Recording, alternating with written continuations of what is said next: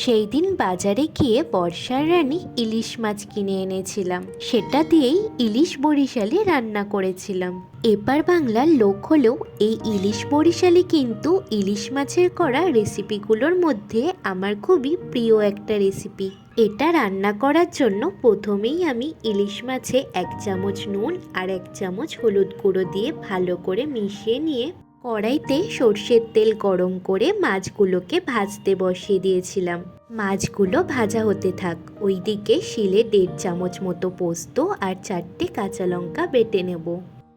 আপনারা চাইলে মিক্সারেও এটাকে পেস্ট করে নিতে পারেন, তবে শিলনোড়াতে বাটলে পোস্তগুলো ভালো মিহি বাটা হয়। ওই একইভাবে আমি 1.5 চামচ মতো সর্ষেকেও বেটে নেব। অন্যদিকে আমার মাছগুলোও ভাজা হয়ে গিয়েছে। এইবার মাছগুলোকে তেল থেকে তুলে নিচ্ছি। দেখতেই পাচ্ছেন আমি কিন্তু মাছগুলোকে খুব একটা কড়া করে ভাজিনি। এইবার মাছ ভাজা ওই তেলে 1/2 চামচ কালো জিরে আর 2টো কাঁচা লঙ্কা ফোড়নে দিয়ে বেটে রাখা কাঁচা লঙ্কা আর পোস্তর পেস্টটা দিয়ে ভালো করে মশলাটাকে কিছুক্ষণ কষিয়ে নিতে হবে। তারপরে 3 চামচ মতো ফেটানো টক দই, 1 চামচ কাশ্মীরি লঙ্কার গুঁড়ো, 1/2 চামচ হলুদ গুঁড়ো আর পরিমাণ মতো নুন দিয়ে সব মশলাগুলোকেই খুব ভালো করে কষিয়ে নিতে হবে।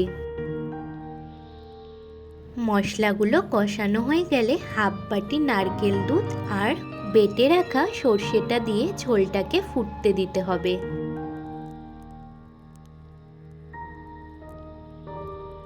তারপরে ঝোলটা যখন ফুটে উঠবে তখন ভেজে রাখা মাছগুলো দিয়ে মাছগুলোকে ঝোলের সাথে আরও 4 মিনিট মতো ফুটিয়ে নিতে হবে।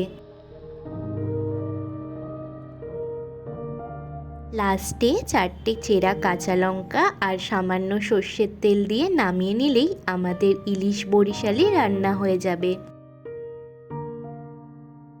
ইলিশ মাছের এই রান্নাটা কিন্তু গরম ভাতের সাথে অসাধারণ খেতে লাগে। আপনাদের যদি রেসিপিটা ভালো লাগে তাহলে বাড়িতে একবার আপনারাও এইভাবে ইলিশ মাছ রান্না করে আমাকে কমেন্টের মাধ্যমে জানাবেন আপনাদের কেমন লাগলো। আর আমার চ্যানেলটাকে প্লিজ সাবস্ক্রাইব করে নেবেন। ফেসবুক বা ইনস্টাগ্রাম দিয়ে ভিডিওটা দেখে থাকলে আমার পেজটাকে ফলো করে নেওয়ার অনুরোধ রইল।